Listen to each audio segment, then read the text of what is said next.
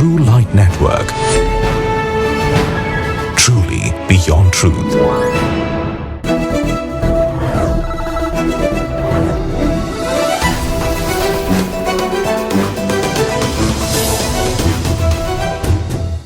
ட்ரூலைட் கிறிஸ்தவ செய்திகளின் இந்த வார செய்தி தொகுப்புகளுக்கு உங்கள் அனைவரையும் அன்போடு வாழ்த்தி வரவேற்கிறோம்.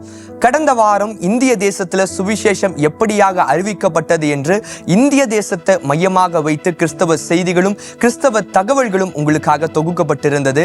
இந்திய தேசத்துக்குள்ள கிறிஸ்தவம் எவ்வாறாக பரவியது, சுவிசேஷம் எவ்வாறாக அறிவிக்கப்பட்டது என்பதை நீங்க அறிந்து கொள்ளணும் என்பதற்காக இந்த வாரமும் உலகெங்கும் நடக்கிற கிறிஸ்தவ செய்திகளோடு உங்களை சந்திக்கிறதுல கர்த்தருக்குள்ள எங்களுக்கு ரொம்ப சந்தோஷம். நம்ம ட்ரூலைட் கிறிஸ்தவ செய்திகள் சேனலை நீங்க இன்னும் சப்ஸ்கிரைப் செய்யலைனா செய்து கொள்ளுங்க. இந்த வார செய்தி தொகுப்புகளின் லிங்கை உங்களுடைய ஃப்ரெண்ட்ஸ் அண்ட் ஃபேமிலிக்கு ஷேர் பண்ணுங்க. முதலில் தலைப்பு செய்திகள். யார் இந்த சார்லி கர்க்? அவர் சுட்டு கொலை செய்யப்பட்டதற்கான காரணம் என்ன? உலகின் மிகப்பெரிய சிறைச்சாலை, சாத்தானின் முத்திரையை பதித்தவர்கள் உள்ளே வாழ்கின்றனரா? 1990களில் 20 சபைகள் இருந்த மங்கோலியாவில் 600 சபைகள் இப்பொழுது. எப்படி நிகழ்ந்தது? அமெரிக்க தேசம் விசுவாசத்தில் கட்டப்பட்டது என்றும் அமெரிக்க தேசம் முழுவதும் ஒரே தேவனின் ஆளுகை செயல்படுகிறது என்று அறிவித்தார் அமெரிக்க ஜனாதிபதி. 10,000த்திற்கும் மேற்பட்ட கிறிஸ்தவர்கள் பெல்ஃபாஸ்ட் நகரத்தில் உள்ள சாலையில் ஒன்று கூடி தேவனை மகிமைப்படுத்தினர்.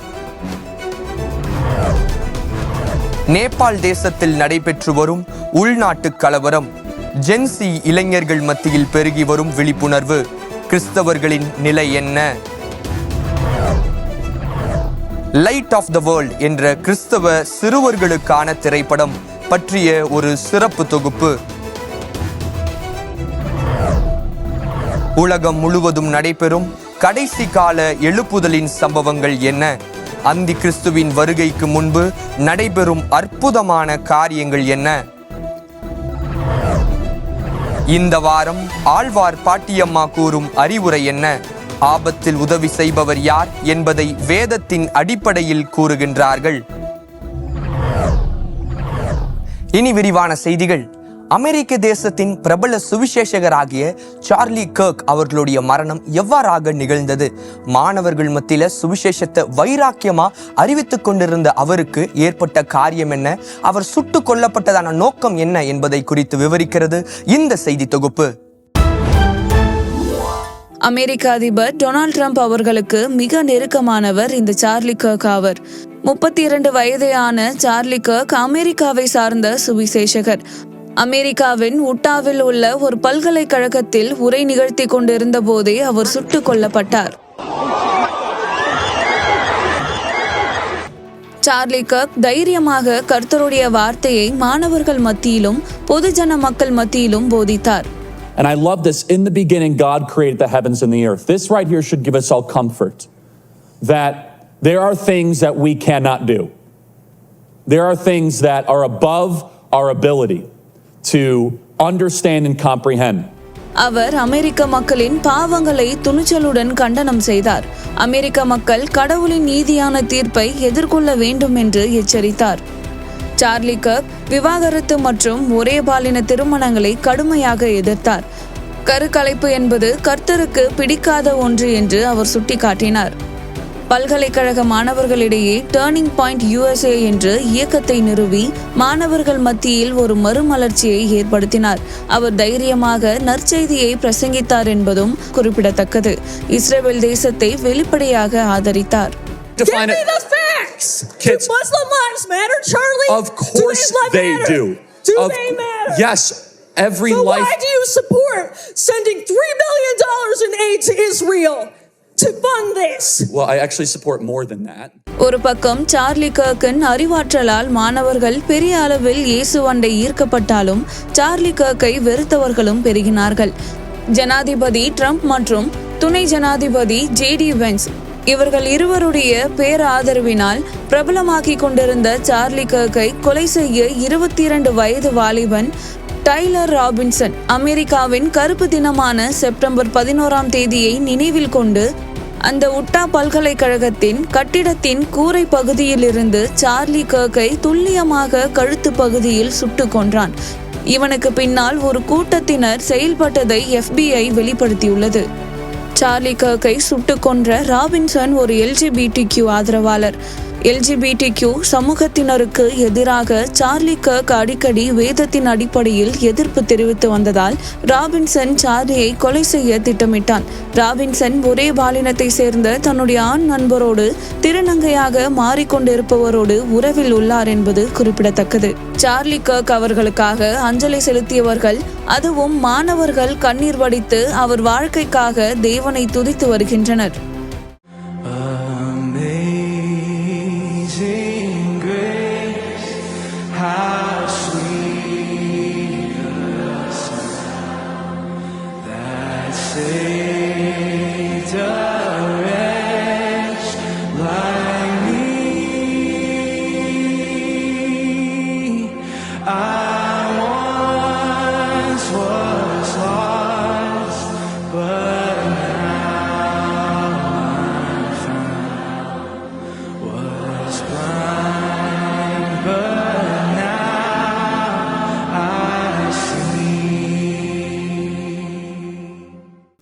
சார்லி கர்க் ஒரு பாட்காஸ்ட் நேர்காணலில் அவர் மரித்த பின்பு எதற்காக நினைவு கூறப்பட வேண்டும் என்று கேட்டதற்கு தன்னுடைய அசைக்க முடியாத விசுவாசத்தை எல்லோரும் நினைவு கூற வேண்டும் என்று கூறியிருந்தார். சார்லி கர்க் அவர்களின் அடக்க ஆராதனை அரசாங்க மரியாதையுடன் நடைபெற்றது. சார்லி கர்க்கின் மனைவி அடக்க ஆராதனையில் பேசின காணொளி உங்கள் பார்வைக்கு.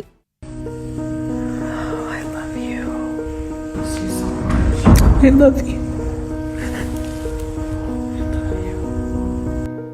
Have the words to describe the loss that I feel in my heart. I honestly have no idea what any of this means. I know that God does, but I don't. But Charlie, baby, I know you do too. And I talked to her and she said, "Mommy, I missed you." I said, "I miss you too, baby." She goes, "Where's Daddy?" What do you tell a 3-year-old? She's 3. I said, "Baby, Daddy loves you so much. Don't you worry. He's on a work trip with Jesus, so he can afford your blueberry budget." Charlie Garg கொலை செய்யப்பட்டாலும் அவர் விட்டு சென்ற பொற்பழம் போன்ற போதனைகள், ஊக்கமூட்டின பேச்சுகள் மற்றும் கொள்கைகள் மாணவர்கள் மத்தியிலும் இன்னும் அதிகமாய் உத்வேகத்தையும் ஒரு ஆன்மீக அதிர்வலையையும் ஏற்படுத்தியுள்ளது. சார்லி கர்க் ஏற்படுத்தின இந்த மாணவர் இயக்கம் தணிந்து போகாமல் இன்னும் தீவிரத்துடன் செயல்படும் என்பதில் சந்தேகம் கிடையாது. சார்லி கர்க்கின் மனைவி ஏர்கா கர்க் மற்றும் 2 பிள்ளைகளுக்காக நேரம் எடுத்து ஜெபியுங்கள். மத்திய அமெரிக்காவில் இருக்கிற மிகப்பெரிய சிறைச்சாலை, உலகளவுல இதுதான் மிகப்பெரிய சிறைச்சாலை என்று அழைக்கப்படுகிறது. இங்கு இருக்கிற சிறை கைதிகள் மத்தியில் இருக்கிறவர்கள் சாத்தானின் முத்திரையை பதித்தவர்களாக இருக்கிறார்களா, அவர்கள் மத்தியில சுவிசேஷம் அறிவிக்கப்படுகிறதா அப்படிங்கிற காரியங்களை இந்த செய்தி தொகுப்புல வாங்க பார்க்கலாம். மத்திய அமெரிக்காவில் உள்ள எல் சால்வடோர் என்கிற தேசத்தில் உலகிலேயே மிகவும் பாதுகாப்பான மிகப்பெரிய சிறைச்சாலை உள்ளது. 2023 இந்த சிறைச்சாலை கட்டப்பட்டது. இங்கு சுமார் 40,000க்கும் மேற்பட்ட சிறை கைதிகள் பலத்த பாதுகாப்பின் மத்தியில் இருந்து வருகின்றனர்.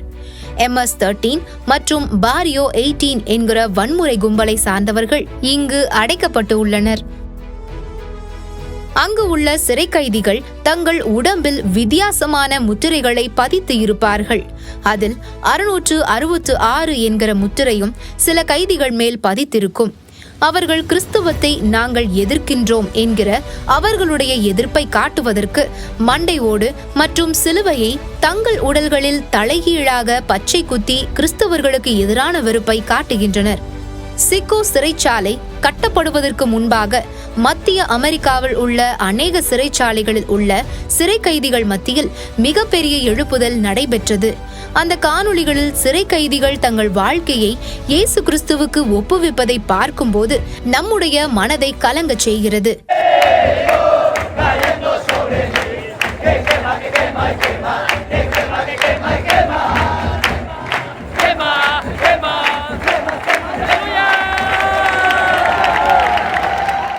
சிக்கோ சிறைச்சாலைக்கு நேரடியாக சென்று சுவிசேஷம் சொல்வதற்கு அனுமதி கிடையாது. ஆனால் ஒவ்வொரு சிறைச்சாலை அறையிலும் 2 பரிசுத்த வேதாகமங்கள் வைக்கப்பட்டிருக்கும். இங்கு ஏற்கனவே சிறை கைதியாக இருந்த போதகர் ஒருவர் மூலமாக வேதவசனம் வாசிக்கப்பட்டு சுவிசேஷத்தை சிறை கைதிகள் அறிந்து கொள்ளுகின்றனர். இவர்களை போன்றவர்களையும் தேவன் நேசிக்கிறார். இவர்களும் ரட்சிக்கப்பட வேண்டும் என்பதே அவருடைய விருப்பமாயிருக்கிறது.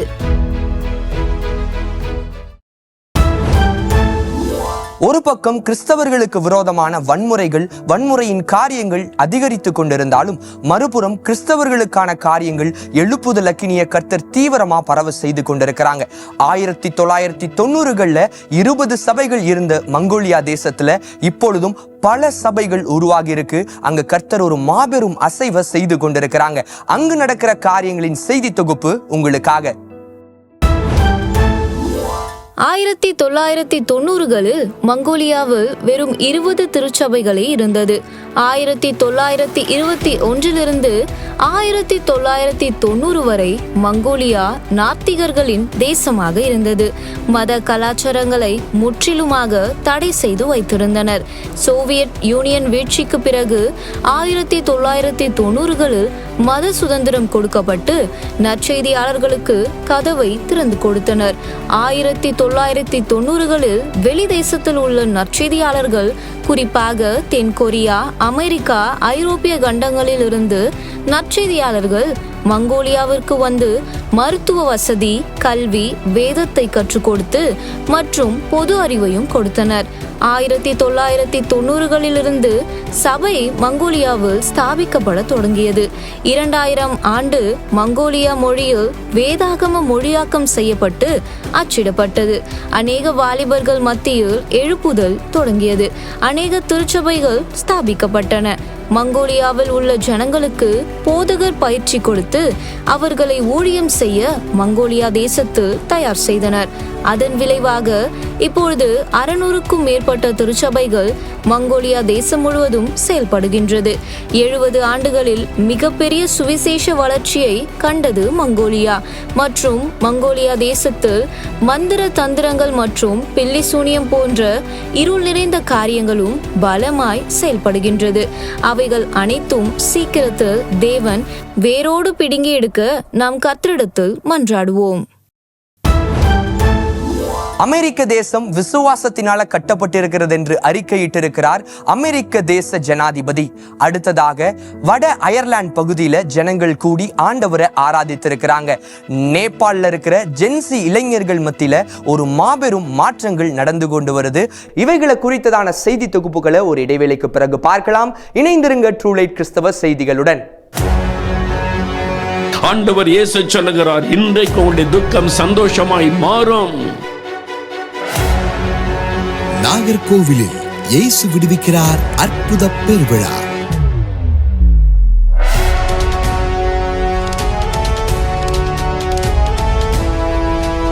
அக்டோபர் மாதம் 4, 5 ஆகிய தேதிகளில் தினமும் மாலை 6 மணிக்கு நடைபெறும். இடம் ஸ்காட் கிறிஸ்தவ கல்லூரி மைதானம், நாகர்கோவில். சகோதரர் மோகன் சி லாசரஸ் அவர்கள் இறை வார்த்தையை பகிர்ந்து கொண்டு உங்கள் அற்புதத்திற்காக சிறப்பு பிரார்த்தனை ஏறெடுப்பார்கள். ஏமாற்றத்திற்கு மேல் ஏமாற்றம், இழப்புக்கு மேல் இழப்பு, தோல்விகளுக்கு மேல் தோல்வி. அப்படிப்பட்ட ஒரு ஏமாற்றப்பட்ட நிலைமையில் இன்றைக்கு வந்திருக்கலாம். உங்களுக்கு தான் ஆண்டவர் வாக்கு கொடுக்கிறார், உங்கள் துக்கம் இன்றைக்கு சந்தோஷமாய் மாறும், உங்கள் ஏமாற்றங்களின் ஆசீர்வாதமாய் மாறும். பாவ போராட்டமா, வியாதியின் வேதனையா, பிசாசின் கட்டுகளா, கடன் பிரச்சனையா? நீங்கள் எதிர்பார்க்கும் அற்புதங்களை பெற்றுக்கொள்ள குடும்பமாக வாருங்கள். உங்கள் துக்கம் சந்தோஷமாக மாறும். தொடர்புக்கு 75815550 மற்றும் 9865189883. அப்டேட் கிறிஸ்தவ செய்திகளின் செய்தி தொகுப்புகளுக்கு மீண்டுமாக உங்களை அன்போடு வாழ்த்தி வரவேற்கிறோம். அமெரிக்க தேசத்துல மாபெரும் எழுப்புதலின் காரியங்கள் நடைபெற்று கொண்டிருக்கு அப்படிங்கிறத சில செய்தி தொகுப்புகள்ல நம்ம பார்த்து கொண்டு வரோம். அமெரிக்க தேசம் விசுவாசத்தினால கட்டப்பட்டது என்றும் அமெரிக்க தேசம் முழுவதுமா தேவனுடைய ஆளுகை இருக்கிறதாக அறிக்கையிட்டிருக்கிறார் அமெரிக்க தேச ஜனாதிபதி. அது குறித்ததான ஒரு செய்தி தொகுப்பு உங்களுக்காக. அமெரிக்க ஜனாதிபதி டொனால்ட் ட்ரம்ப் அமெரிக்க தேசத்தை கர்த்தருக்கு நேராய் மிக நேர்த்தியாக வழிநடத்தி வருகின்றார் என்பதை நாம் அறிந்திருக்கின்றோம். ஆண்டவர் அமெரிக்க தேசத்தை அதிகம் நேசிக்கின்றார். கர்த்தருக்கு நேராக அமெரிக்கர்கள் திரும்பும் வசந்த காலம் இது. இது கர்த்தருடைய ஊழியக்காரர்கள், பரிசுத்தவான்கள் மற்றும் கிறிஸ்தவ விசுவாசிகளின் ஜெபத்திற்கு கிடைத்த பதிலாகும். இன்று அமெரிக்கா முழுவதும் எழுப்புதல் அலைகள் மற்றும் எழுப்புதல் அக்கினி ஊற்றப்பட்டு பற்றி எரிகின்றதை நாம் பல காணொளிகளில் பார்த்து தேவனை மகிமைப்படுத்தி இருக்கின்றோம். ஜனாதிபதி டொனால்ட் ட்ரம்ப் ஓர் அதிரடி அறிவிப்பை அரசு ஆணையாக வெளியிட்டார். அதில் பாலின மாற்று அறுவை சிகிச்சைக்கு தான் தடை விதிப்பதாகவும், பாலின மாற்று அறுவை சிகிச்சைக்கு மருத்துவமனைகளுக்கு வழங்கப்பட்ட அரசு சலுகை மற்றும் நிதி உடனடியாக நிறுத்தப்படும் என்று தைரியமாக முடிவெடுத்தார். அதனைத் தொடர்ந்து அமெரிக்காவில் உள்ள ஏராளமான மருத்துவமனைகள் பாலின மாற்று அறுவை சிகிச்சையை நிறுத்தியது. ஜனாதிபதி அவர்கள் இந்நாட்டில் கொடுமையான நடைமுறைகளை வழங்கும் எந்த மருத்துவமனை மற்றும் மருத்துவ வசதிக்கும் நிதி உதவியை நிறுத்துவதற்கான உத்தரவுகளில் கையெழுத்திட்டார். இவ்வலுவான கொள்கை மிகப்பெரிய வரவேற்பை பெற்றுள்ளது. இதன் விளைவாக எங்களுக்கு மிகப்பெரிய பதில் கிடைத்துள்ளது. Phoenix children's hospital in California சிறுவர்களுக்கு பருவமடைதல் தடுப்பான்கள் ஹார்மோன் சிகிச்சை வழங்குவதை நிறுத்தியது. ஸ்டான்ஃபோர்ட் மெடிசன் மைனர் குழந்தைகளுக்கான பாலின மாற்று அறுவை சிகிச்சையை நிறுத்தியது. லாஸ் ஏஞ்சல்ஸ் லினாய்ஸில் டிரான்ஸ் இளைஞர் சுகாதாரம் மற்றும் மேம்பாட்டு மையம் மூடப்பட்டது. சிகாகோ லாரி சில்ட்ரன்ஸ் ஹாஸ்பிட்டல் மீண்டும் பாலின மாற்று அறுவை சிகிச்சைகளை நிறுத்தியது. பாலின மாற்று அறுவை சிகிச்சை மிகவும் கொடுமையான நடைமுறை. ஜனாதிபதி அவர்கள் குழந்தைகளின் அப்பாவித்தனத்தை பாதுகாக்க விரும்புகிறார். மேலும் பெரும்பாலான அமெரிக்கர்கள் இதை ஆதரிக்கிறார்கள். இது நமது விசுவாச ஜெபத்திற்கு கர்த்தர் கொடுத்த பதிலாகும். சமீபத்தில் the white house religious liberty commission மூலமாக நடைபெற்ற கூட்டத்தில் டொனால்ட் ட்ரம்ப் இயேசு கிறிஸ்துவை மகிமைப்படுத்தி பேசி அனைத்து மக்களின் ஆரவார பாராட்டை பெற்றார். அவர் பேசின காணொளி உங்கள் பார்வைக்கு. That America was founded on faith, as we know, and I've been saying it for a long time. And when faith gets weaker, our country seems to get weaker. When faith gets stronger, as it is right now, we're having a very good period of time. After some rough years, good things happen for our country. Nation under God, we are one nation under God, and we always will be. We have to bring back religion in America, bring it back stronger than ever before as our country grows stronger and stronger. I'm pleased to announce this morning that the Department of Education will soon issue new guidance protecting the right to prayer in our public schools, and it's total protection.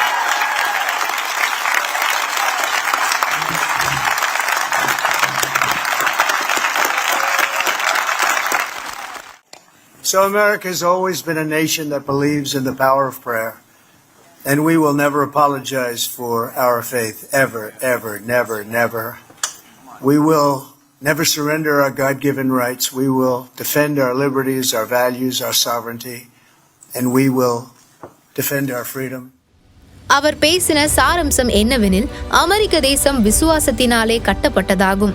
அமெரிக்க தேசம் கர்த்தரின் ஆளுகையால் செயல்படும் ஒரே நாடு ஆகும். பள்ளிகளில் மாணவர்கள் மத்தியில் தினந்தோறும் பிரார்த்தனை செய்ய எந்த தடையும் இல்லை என்பதை அறிவித்தார். அமெரிக்க தேசம் ஜெபத்தின் வல்லமையை அறிந்த ஓர் தேசம் என்றும், பரிசுத்த வேதாகமத்தின் அடிப்படையில் இந்த தேசம் செயல்படும் என்பதையும் அறிவித்தார். அமெரிக்க ஜனாதிபதி டொனால்ட் ட்ரம்பிற்காக தொடர்ந்து நாம் ஜெபத்தில் தாங்குவோம். உலகின் அநேக இடங்கள்ல அநேக ஆயிரங்கள், அநேக லட்சக்கணக்கான ஜனங்கள் கூடி ஆண்டவரை ஆராதிக்கிற காரியங்களை சில செய்தி தொகுப்புகளை நம்ம பார்த்து கொண்டு வரோம். வட அயர்லாந்துல இருக்கிற பெல்ஃபாஸ்ட் என்ற நகரத்துல 10,000த்திற்கும் அதிகமான ஜனங்கள் கூடி ஆண்டவரை ஆராதித்திருக்கிறாங்க. அதை குறித்ததான ஒரு செய்தி தொகுப்பு உங்களுக்காக. நார்தர்ன் அயர்லாந்தில் உள்ள பெல்ஃபாஸ்ட் என்கிற இடத்தில் மாபெரும் கிறிஸ்தவ அணிவகுப்பு நடந்துள்ளது. நாம் அறிந்தபடி ஐரோப்பிய கண்டங்களில் அதிகமான எழுப்புதல் சம்பவங்கள் நடந்து வருகின்றது என்பதை அநேக செய்திகளாக நாம் கேட்டு வருகின்றோம். அதற்கு ஆதாரமாக இந்நிகழ்வு அமைந்திருக்கிறது. மார்ச் ஃபார் ஜீசஸ் என்கிற அணிவகுப்பு பெல்ஃபாஸ்ட் என்கிற இடத்தில் நடைபெற்று உள்ளது. ஆல் நேஷன்ஸ் சர்ச் சபையை சார்ந்த போதகர் ஜான் ஆரன் என்கிறவர் இந்த கிறிஸ்தவ அணிவகுப்பை ஒழுங்கு செய்து நடத்தி இருக்கிறார். இந்த கூடுகையில் கிட்டத்தட்ட 10,000-க்கும் மேற்பட்ட ஜனங்கள் கலந்து கொண்டதாக கூறுகின்றனர். அநேகர் இயேசுதான் உண்மையான தெய்வம் என்று கோஷங்களை எழுப்பி பாடல்கள் பாடி ஆராதித்து தேவனை மகிமைப்படுத்தி இருக்கின்றனர். இதுபோன்ற நிகழ்வுகள் இயேசு கிறிஸ்து உலக நாடுகளில் பலமாய் கிரியை செய்து வருகிறார் என்பதை உறுதி செய்கிறதாக இருக்கிறது. அந்த காணொளி உங்கள் பார்வைக்கு.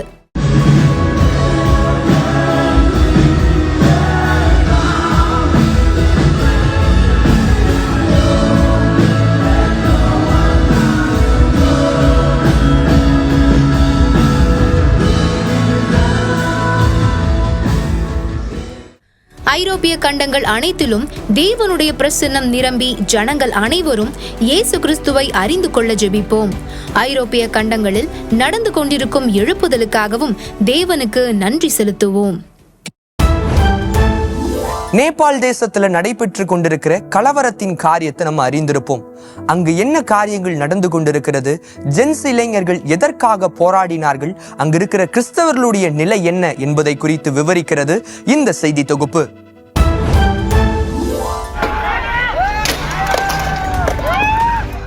இந்த செப்டம்பர் மாதம் 8ஆம் தேதி முதல் 13ஆம் தேதி வரை நேபாள் தேசத்தில் நடைபெற்ற உள்நாட்டு கலவரத்தில் இதுவரை 72 இளைஞர்கள் மரித்துள்ளனர்.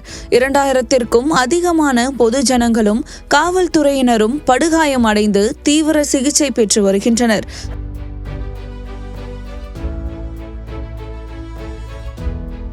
மரித்தவர்களை தியாகிகள் என்று இப்போதைய அரசு அறிவித்துள்ளது.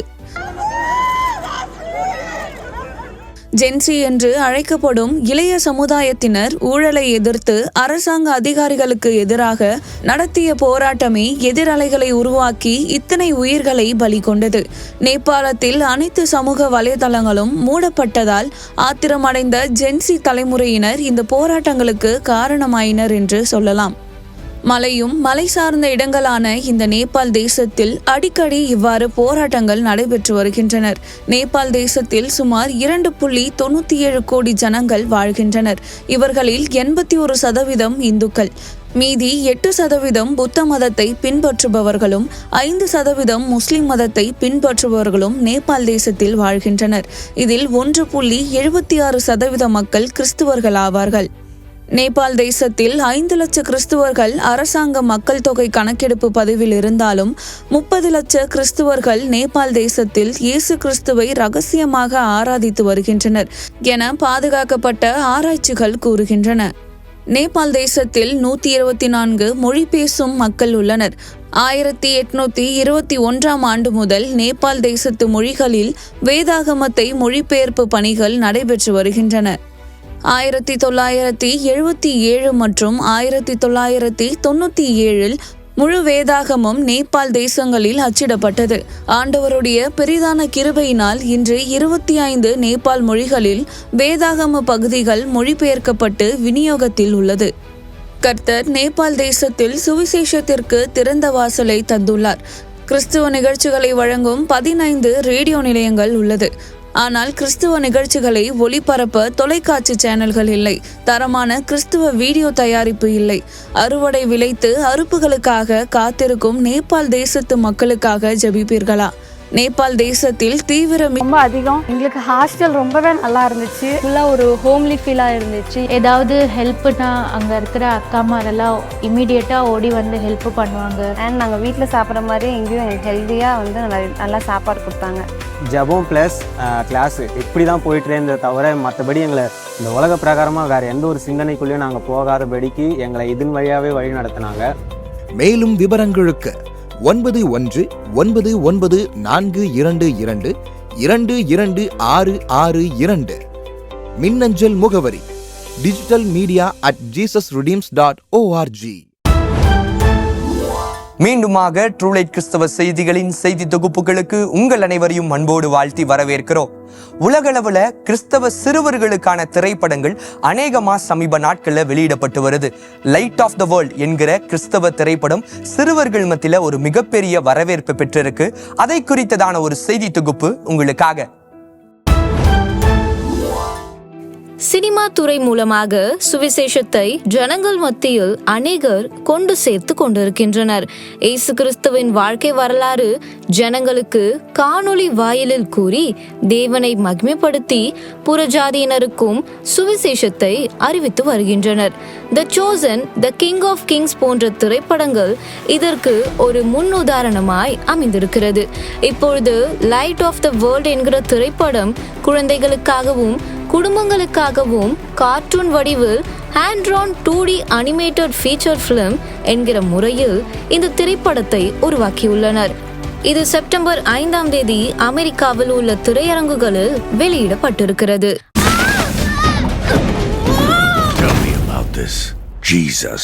அநேக வரவேற்பையும் பெற்றிருக்கிறது.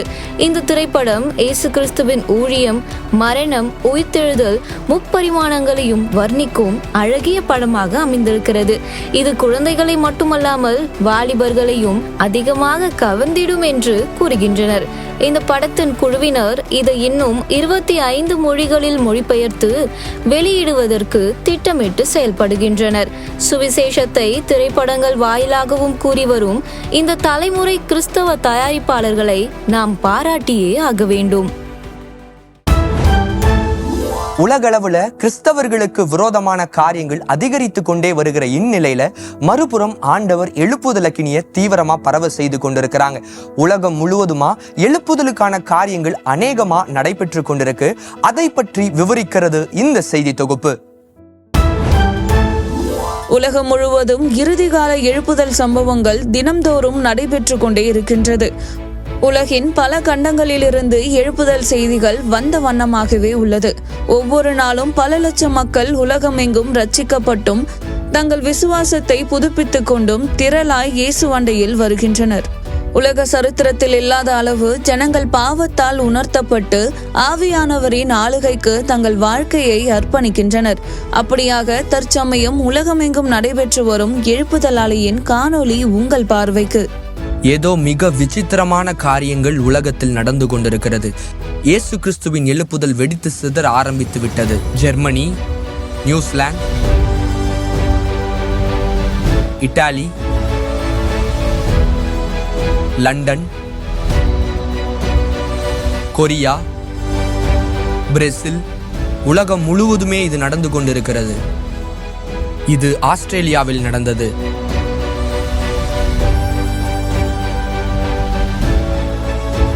London, Pakistan Venice, Poland Sweden, Paris France, போலாண்டில் உள்ள 1/2 மில்லியன், நெதர்லாந்து, மெக்சிகோ, பிறகு என்னுடைய தாய்நாடு America, Boston, Denver, Washington DC, Hollywood, San Francisco, வெள்ளை மாளிகை. அமெரிக்காவில் நேரலையாக 3 மணி நேர ஆராதனை ஒளிபரப்பு செய்யப்பட்டுள்ளது. இது எழுப்புதலுக்கான ஒரு மிகப்பெரிய திருப்பு முனையாக இருக்கிறது. அந்தி கிறிஸ்து மற்றும் இருளின் ஆதிக்கத்துக்கு முன்பாக எழுப்புதல் வந்தாக வேண்டும் என்று நாங்கள் கடைசியாக ஒரு விசுவாசத்தோடு ஜெபித்துக் கொண்டிருக்கிறோம். இது ஒரு திருப்பு முனை. ஆபத்தில் உதவி செய்பவர் யார் என்பதை குறித்து வேதத்தின் அடிப்படையில விவரித்து சொல்றாங்க ஆழ்வார் பாட்டியம்மா. உதவி செய்வது என்பது மிக மிக மிக முக்கியமான ஒரு காரியமா இருக்கு. வேதத்துல அதை குறித்து எவ்வாறா சொல்லப்பட்டிருக்கு அப்படிங்கிறத ஆழ்வார் பாட்டியம்மா சொல்ல கேட்கலாம் இந்த செய்தி தொகுப்பில். தூத்துக்குடி மாவட்டத்தில் ஊழியம் செய்து வரும் ஆழ்வார் பாட்டியம்மாவின் செய்திகளை நாம் கேட்டிருக்கின்றோம். நகைச்சுவையும் எளிமையான முறையில் கர்த்தரின் சத்தியத்தை போதிப்பதில் இந்த ஆழ்வார் பாட்டியம்மா கிருபை பெற்றவர். அவர்கள் செய்திகள் வெம்பார் சிரில் விக்டர் யூடியூப் சேனலில் அனுதினம் வெளியிடப்படுகிறது.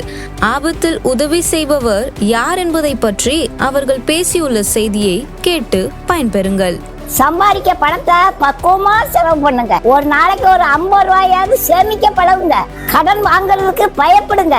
கடன்ல விழுந்தாலும் யாரும் காப்பாற்றுவாங்க, ஆனா கடன்ல விழுந்தா யாரும் காப்பாற்ற மாட்டாங்க. அண்ணன் தம்பி நல்ல வசதியா இருக்காங்க, அவங்க உதவுவாங்கன்னுட்டு கனவுல கூட நினைக்காதீங்க. ஒரு தாய் வயித்துல பிறந்த பிள்ளை கூட ஒருத்தர் நல்ல ஆசீர்வாதமா இருக்காங்க, ஒருத்தர் கஷ்டப்படுறாங்க. பாட்டிக்கு ஒருத்தர் தெரியும், அவர் நல்ல ஆசீர்வாதமா இருக்காரு. 40-50 பங்களா வாடகைக்கு விட்டுருக்காரு. விலை கூடின வெளிநாட்டு காரு 10 இருக்கு. அவருக்கு ஒரு அண்ணன் இருக்காங்க, ஒரு அக்காலும் இருக்காங்க. அண்ணன் தினமும் வேலைக்கு போனாதான் வீட்டுல அடுப்பெரியும். அக்காக்காரி கதையும் அதான். அக்காக்காரிக்கும் காத்துல முக்கிற ஒண்ணும் கிடையாது, அவரும் கஷ்டப்படுதான். இந்த மனுஷன் ஒரு உதவி செய்யணுமே, இல்லைங்க. நீங்களே விழுந்தாலும் நீங்க தான் எந்திரிக்கணும், யாரும் தள்ளி விட்டாலும் நீங்க தான் எந்திரிக்கணும். கஷ்டப்படும் போது உதவி பண்ணதுக்கு தான் அண்ணன் தம்பி இருக்காங்களாம், அப்படிதான் கடவுள் சொல்றாரு. ஆனா இந்த காலத்துல யாரும் அண்ணன் தம்பிக்கு உதவி செய்யறது இல்லைங்க. ஆனா நீங்க அப்படி இருக்காதீங்க ஐயா. நீங்க உங்களால முடிஞ்ச அளவுக்கு அண்ணன் தம்பி அக்கா தங்கச்சிக்கு உதவி பண்ணுங்க. உங்க பிள்ளை குட்டி நல்லா இருக்குங்க. நீங்க அண்ணன் தம்பிக்கு உதவி பண்ணா கடவுளுக்கே உதவி பண்ண மாதிரிங்க. அவரு உங்களுக்கு வட்டியும் முதலுமா சேர்த்து தருவாருங்க. ஆனா அண்ணன் தம்பி அக்கா தங்கச்சிட்ட வட்டி மட்டும் வாங்காதீங்க. பாட்டி சொல்றத நீங்க கேளுங்க, நீங்க நல்லா இருப்பீங்க. நேர்களே, இந்த வாரத்தின் ஒவ்வொரு செய்தி தொகுப்புகளும் உங்களுக்கு ஆசீர்வாதமாக பிரயோஜனமாக இருந்திருக்கும் அப்படிங்கிறத நாங்க நம்புறோம். சொல்லப்பட்ட ஒவ்வொரு செய்திகளுக்காக தொடர்ந்து ஜெபித்து கொள்ள மறவாதிருங்க. கனடா தேசத்துல ஒரு மாபெரும் எழுப்புதலின் காரியங்கள் நடைபெற்று கொண்டிருக்கு. அடுத்ததாக உலகெங்கும் நடந்து கொண்டிருக்கிற அந்தி கிறிஸ்துவின் காரியங்கள் என்ன? அது மாத்திரம் இல்லாம ராஜஸ்தான்ல இருக்கிற கிறிஸ்தவர்களுக்கு விரோதமான வன்முறைகள் பெருகி கொண்டு வருது. கள்ள போதகர்கள் செப்டம்பர் 23ஆம் தேதி கிறிஸ்து வரப்போகிறார் என்று சொல்லி இருக்கிறாங்க. செப்டம்பர் 23ஆம் தேதி நடக்க போகிறது என்ன? இவைகளை குறித்ததான சுவாரஸ்யமான செய்தி தொகுப்புகளை, இந்தியா முழுவதுமாய் நடந்து கொண்டிருக்கிற கிறிஸ்தவ தகவல்களை அடுத்த வார செய்தி தொகுப்புல உங்களை சந்திக்க நாங்க ஆயத்தமா இருக்கிறோம். இந்த வார ட்ரூலைட் கிறிஸ்தவ செய்திகளின் செய்தி தொகுப்புகளை உங்களுடைய ஃப்ரெண்ட்ஸ் அண்ட் ஃபேமிலிக்கு ஷேர் பண்ணுங்க. ட்ரூலைட் கிறிஸ்தவ செய்திகள் சேனலை சப்ஸ்கிரைப் பண்ணுங்க. அடுத்த வாரம் உங்களை வந்து சந்திக்கும் வரை உங்களிடமிருந்து விடை பெறுவது ஜான் இன்ஃபன்ட்ரீகன்.